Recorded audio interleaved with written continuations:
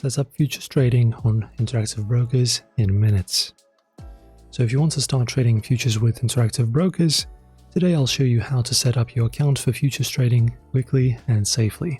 So first up, guys, you need to log in into your account, go to the account management section and select settings, then trading permissions. Scroll down to the futures section and click enable. You might need to fill out a short questionnaire to confirm your trading experience and risk tolerance.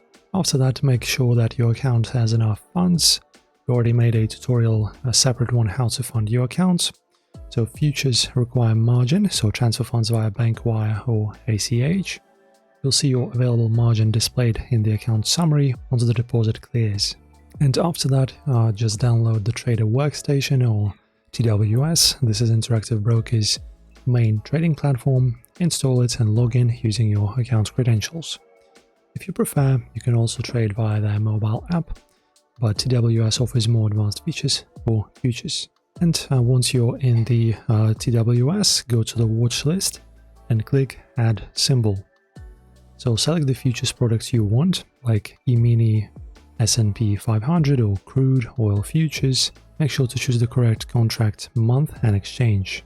Then just open a chart for your chosen futures contract and customize it with your preferred indicators. When placing an order, you can choose market, limit or stop orders.